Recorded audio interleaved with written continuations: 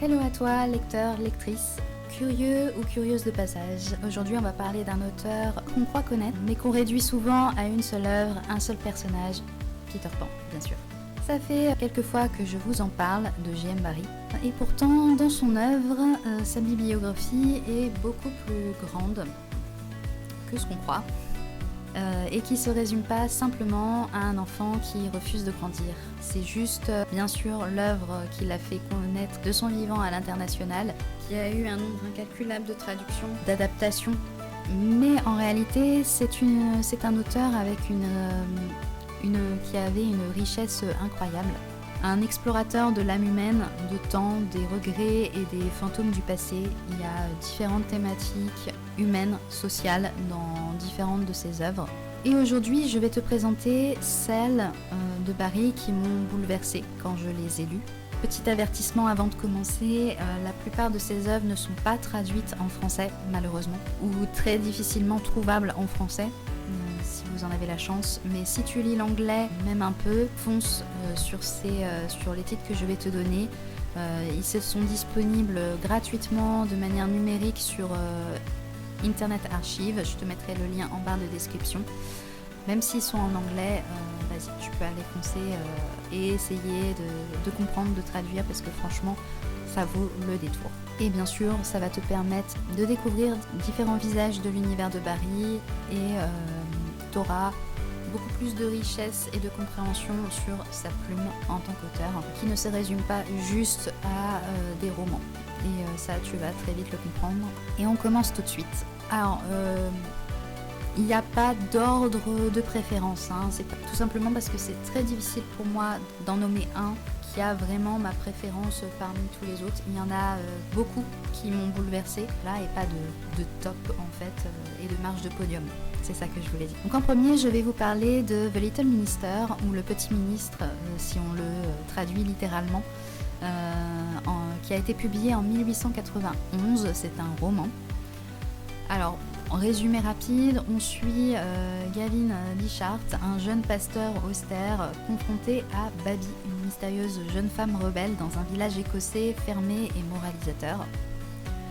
Dans une période un peu année 1830, donc il y a encore pas mal de conflits entre l'Écosse et des soldats britanniques. Alors, pourquoi cette œuvre? Parce que, contrairement à ce qu'on pourrait croire, ça c'est vraiment le premier roman qui a vraiment lancé la carrière de Barrie en tant qu'auteur. Il y met en scène tensions sociales, religieuses et surtout le conflit entre devoir et désir. C'est un petit peu un remake, on va dire, de Roméo et Juliette. Il faut savoir que Barrie lisait beaucoup, dont William Shakespeare, mais en version un peu plus optimiste. On y sent aussi un peu plus son côté jeune. En 1891, Barrie avait passé tout juste le cap des 30 ans. Il y avait ce côté déjà un peu plus optimiste de la vie, de l'amour, etc. Et parce que oui, forcément, il y a une romance entre Baby et Gavin, forcément, je ne spoil pas trop en disant ça. Alors forcément, ce roman a été un énorme succès commercial, c'est vraiment le roman qui l'a fait lancer, et c'est par la suite qu'il est venu au théâtre. C'est un roman qui a été adapté au théâtre aussi par la suite. C'est un peu le pendant inverse de Peter Pan. Peter Pan était une pièce de théâtre adaptée en roman, et là c'est tout l'inverse. Et bien sûr, il y a eu différentes adaptations aussi en film. Mais encore une fois, toutes ces adaptations sont essentiellement anglaises et ont été adaptées pour les publics aux États-Unis, en Australie, au Canada, en Irlande, enfin tous les pays anglophones en fait. Et nous, petits Français, on n'a pas vraiment vu ça. Voilà, ça n'a pas été traduit jusqu'à nous. Dans cette œuvre, on voit aussi un Barrie qui est déjà fasciné par les figures féminines insaisissables et les hommes qui cherchent leur place dans une société rigide. Et pourquoi ça m'a bouleversée? Parce que derrière l'histoire d'amour, c'est la lutte intérieure d'un homme qu'on lit, et que la voix de Baby, voix VOIX bien entendu, libre, flamboyante, préfigure déjà celle de Wendy ou de Marie-Rose ou de Maggie, d'autres personnages féminins dont je parlerai à d'autres moments. Wendy, j'en ai déjà parlé dans d'autres vidéos axées sur Peter Pan, Mais là, on va parler d'autres personnages féminins qui sont emblématiques dans l'univers de Barrie. Et puisqu'on parle de Marie-Rose, en deuxième, Marie-Rose, qui est une pièce de théâtre de 1920. Alors là, Barry est plus âgé, il était dans la soixantaine, il est de 1860, donc je vous laisse faire le calcul, il avait pile 60 ans quand il a mis en scène cette pièce, parce qu'il faut savoir que les auteurs, au-delà de l'écriture, ils s'impliquaient énormément dans la création.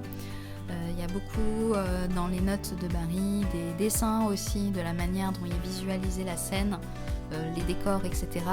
C'était une implication constante en fin de compte dans la production. Pour l'auteur, en tout cas, il ne faisait pas juste écrire, c'était vraiment comment il voyait les costumes, il s'impliquait dans les castings des acteurs, dans la production de manière globale, les décors, etc. Alors bien sûr, c'est pas lui qui faisait, mais il chapeautait un petit peu tout ce petit monde pour que ce soit proche de la vision dont il avait. Et bien sûr, c'est lui aussi qui dirigeait les répétitions des acteurs, etc. Ça, c'est une réalité aussi, il ne faut pas l'oublier. Mais là, revenons à l'histoire. Alors Marie-Rose disparaît mystérieusement durant son enfance, quelques heures, alors qu'elle était avec ses parents sur une île. Et oui, encore une île. Il n'y a pas que le pays imaginaire. Si vous lisez Barry, vous verrez qu'il y a plusieurs fois des îles qui sont représentées. Alors c'est une île... l'île qui aime être visitée. Voilà, littéralement c'est comme ça qu'il la nomme. Mais bon, c'est une petite disparition de quelques heures, ses parents finissent par la retrouver, mais c'est un endroit qui l'a marqué dans son enfance, et que du coup, une fois adulte et mariée, elle y retourne. Ils sont même mariés et ont même déjà un enfant. Mais là, c'est juste le couple qu'on voit sur scène. Et Marie-Rose disparaît à nouveau. Mais sauf que là, il ne s'agit pas de quelques heures, elle disparaît pendant plusieurs années. Et elle réapparaît du coup sans avoir vieilli, sans avoir changé. Et découvre son fils adulte sans réellement le reconnaître. Parce que forcément, elle se souvenait du petit garçon et pas de l'homme adulte. On retrouve toute la poésie, le côté un peu étrange et presque... fantastique de l'univers de Barry, sauf que là ça aborde davantage le côté fantôme, encore une fois deuil, etc. La solitude, l'oubli, la mémoire, qui étaient déjà présentes en soi dans Peter Pan.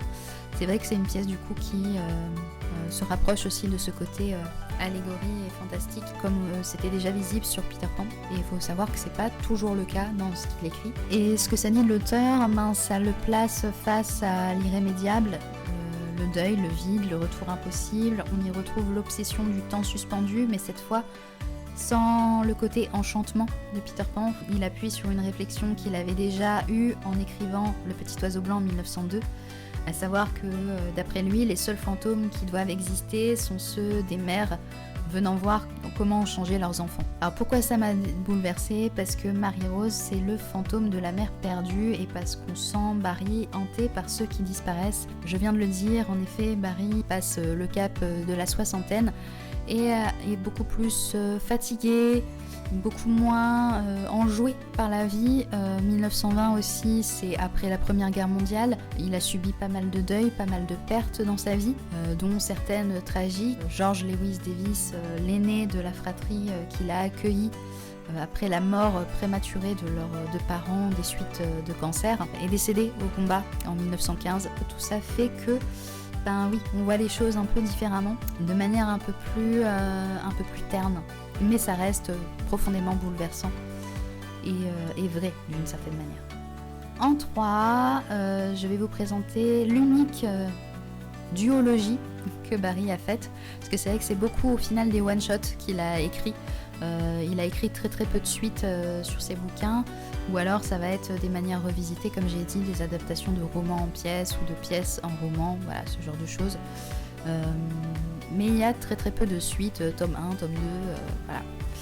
Et donc cette duologie s'intitule Sentimental Tommy, qui a été publiée en 1896, et Tommy and Grizel, qui est donc la suite logique de Sentimental Tommy, qui a été publiée en 1900, qui sont donc tous les deux des romans. Alors, je vais vous faire un résumé rapide. Forcément, c'est une duologie, donc il se passe beaucoup de choses, mais globalement, ça parle d'un garçon, Tommy, qui est rêveur, menteur, écrivain en devenir. Grizel, son amie d'enfance, qui est forte, loyale, mais brisée par la vie. On les suit jusqu'à l'âge adulte.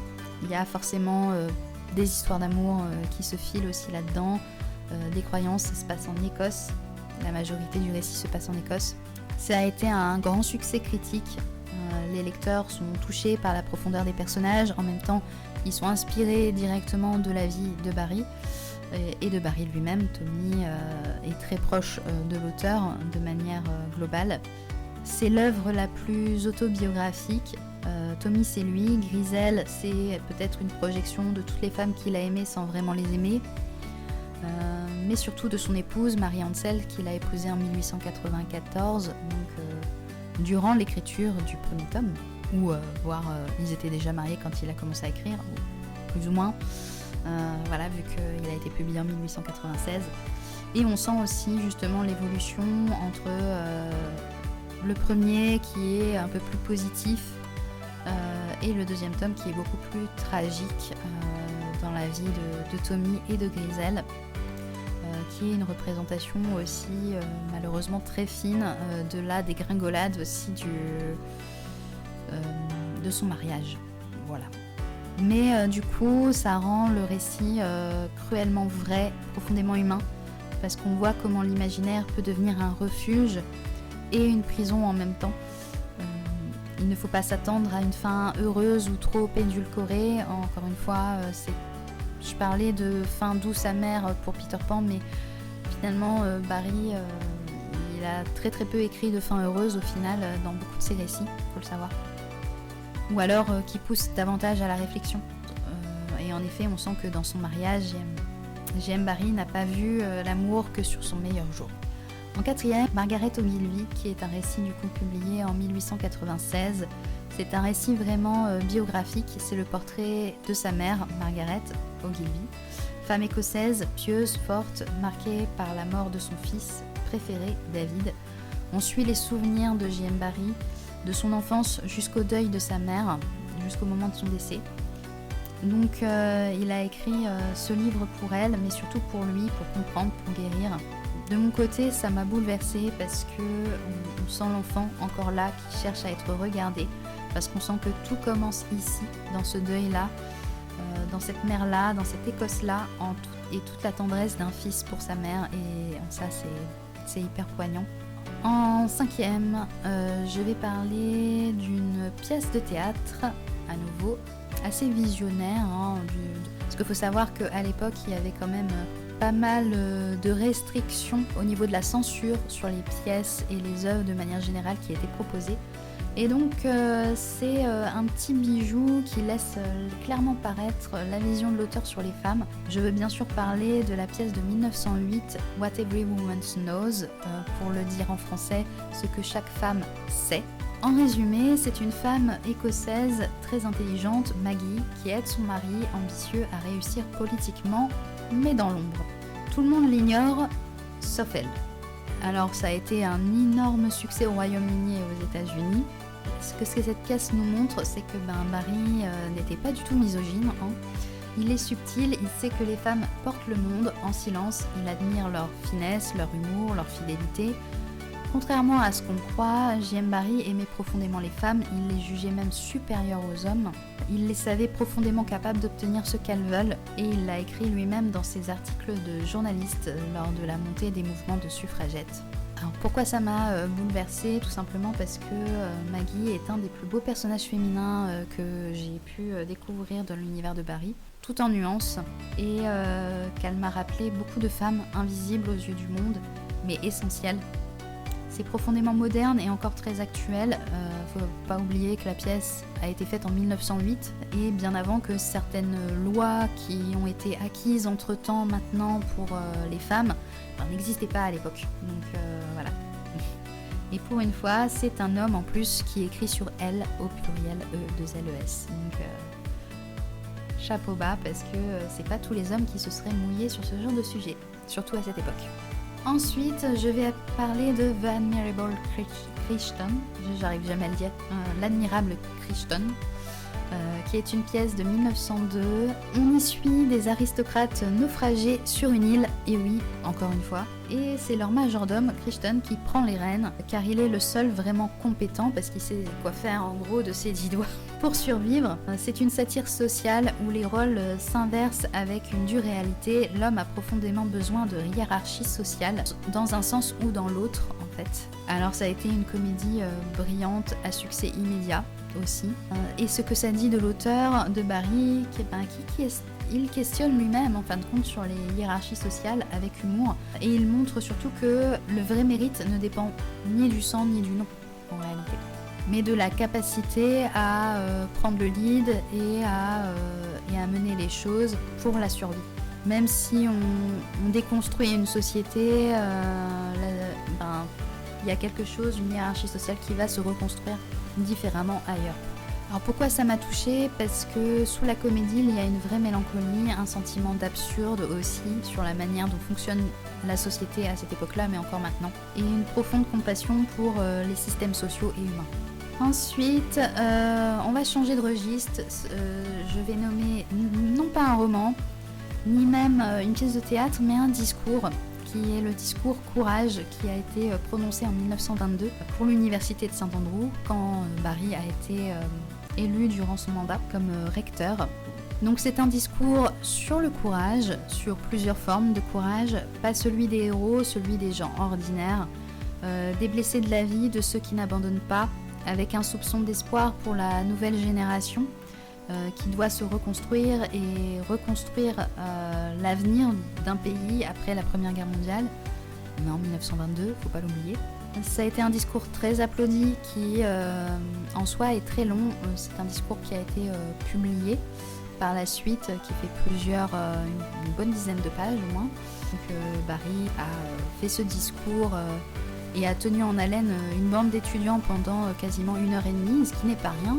Et on sait tous, des étudiants, des adolescents, des jeunes adultes comme ça, c'est pas facile pour un vieil homme de 62 ans de se faire entendre et d'avoir l'attention de tout le monde sur une aussi longue période. Donc ça a été très, très applaudi, relayé dans la presse, publié ensuite sous la forme d'un essai. C'est un discours qui ouvrira la porte aussi à d'innombrables autres discours qu'il donnera jusqu'en 1935. Son côté orateur sera très plébiscité par la suite pour divers événements. Et d'ailleurs, la plupart de ces discours ont été publiés après son décès par la maison d'édition des enfants des garçons Lewis Davis. Ils ont recueilli tous les discours qui ont été relatés par les différents organismes de presse. Et ça, pareil, vous pouvez le trouver dans Internet Archive et le discours de Corail dans tous les cas, vous pouvez le retrouver aussi, mais indépendamment parce qu'il a été publié tout seul de son côté, indépendamment du reste. Donc voilà, les autres points. Mais ça peut vous donner une ordre d'idée des autres discours qu'il a pu faire, etc. Et ça m'a bouleversée parce que j'y ai entendu une voix douce et forte à la fois. Une invitation à ne pas lâcher, une envie aussi de renouer entre les générations.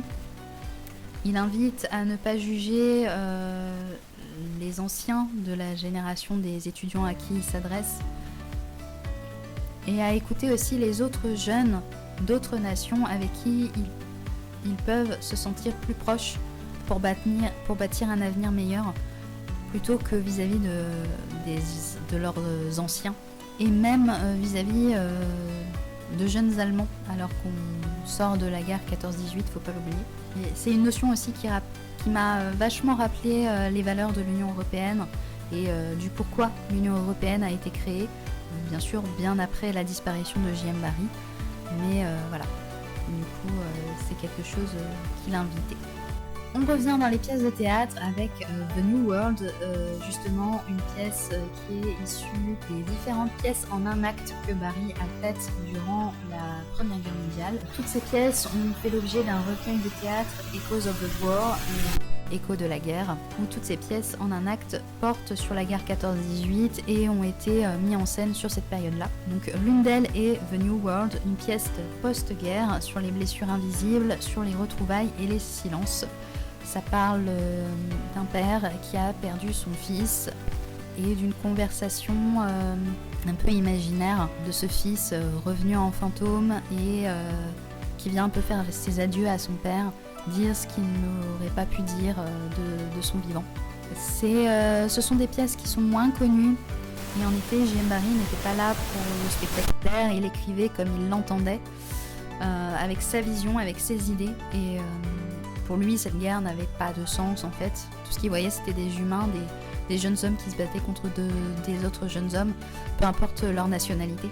Il voyait en la guerre l'impact aussi que ça avait sur le rapport à la culture, qui selon lui n'a pas de frontières et n'appartient à personne, ni à l'Allemagne, ni à d'autres d'ailleurs. Barrie a continué à écrire avec une approche plus humaine, proche du quotidien, de ce que les gens vivaient dans les rues à l'arrière du front, notamment à Londres, là où il vivait. C'était de l'émotion humaine nue et ça parlait aux gens.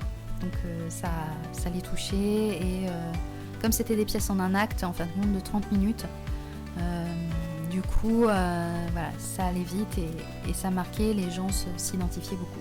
Ce qui m'a touchée, c'est que ça parle des survivants, de ceux qui restent et que parfois c'est encore plus dur que de partir. En avant-dernier, j'ai été obligée quand même de le mettre, Le Petit Oiseau Blanc, qui a été publié en 1902. Il s'agit d'un roman. On suit un narrateur, un vieil homme solitaire, qui développe une relation amicale et de jeu presque paternelle avec un petit garçon qui s'appelle David. Petit clin d'œil au défunt frère qu'il a eu, possible, avec qui il joue du coup dans les jardins de Kensington. C'est là qu'apparaît Peter Pan pour la première fois. Le Petit Oiseau Blanc est une manière poétique et imagée de matérialiser un enfant qu'on n'aura jamais réellement, et de manière biologique, j'entends, ceux qu'on veut mais qui ne naissent pas vraiment.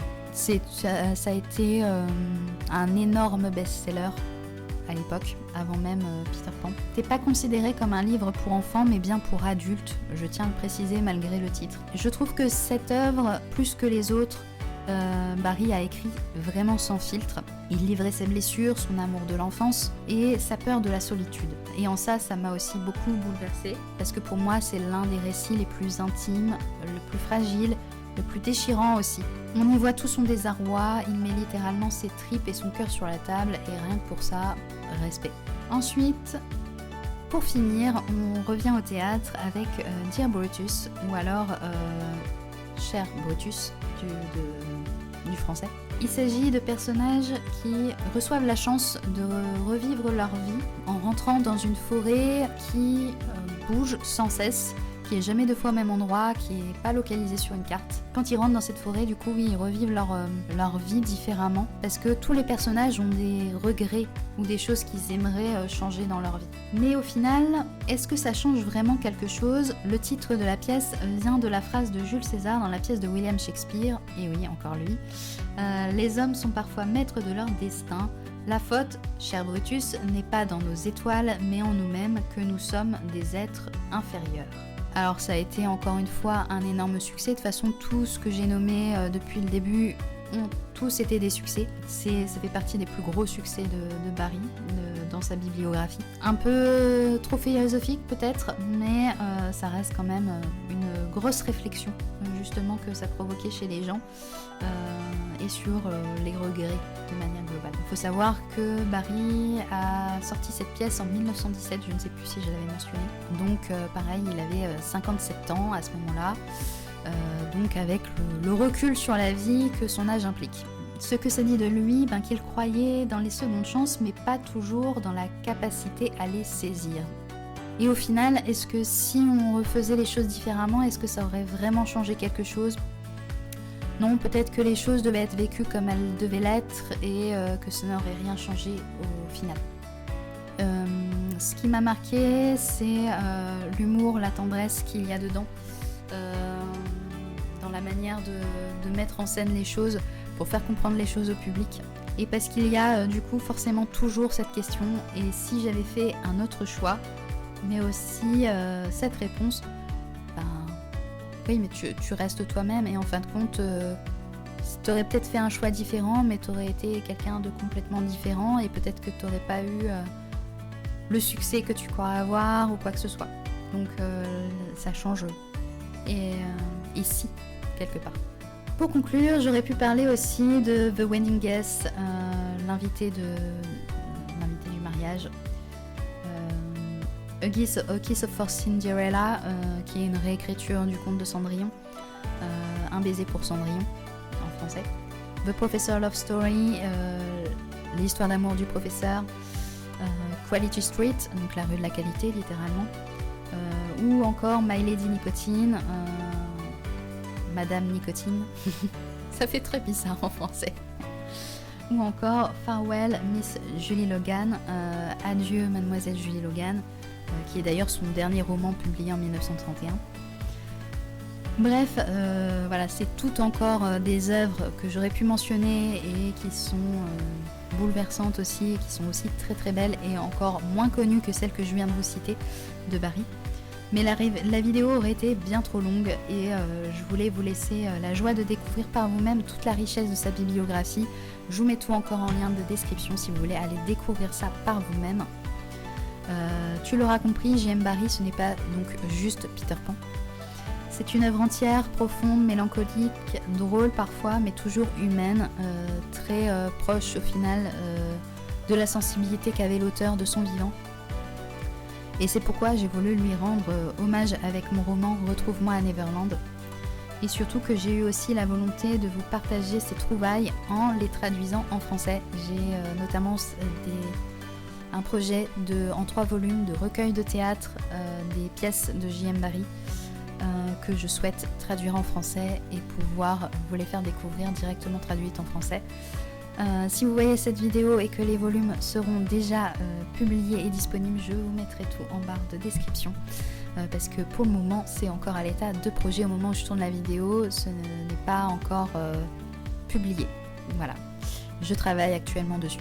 Mais en tout cas, ça reste dans la même perspective que mon roman biographique, à savoir que je souhaite que vous redécouvrez ou découvrez cet homme derrière le mythe et pour que d'autres lecteurs comme moi soient bouleversés par autre chose que Peter Pan et qui peuvent nommer autre chose dans la bibliographie de Barrie et dire ah oui ça je connais que Peter Pan, encore une fois. Donc n'hésite pas à me dire en commentaire si tu as envie de découvrir ces livres ou si tu en as déjà lu ou pas, et si tu veux continuer l'exploration barrienne avec une partie 2 peut-être, avec d'autres œuvres que je pourrais te parler. Abonne-toi, on n'a pas fini de rêver ou de pleurer.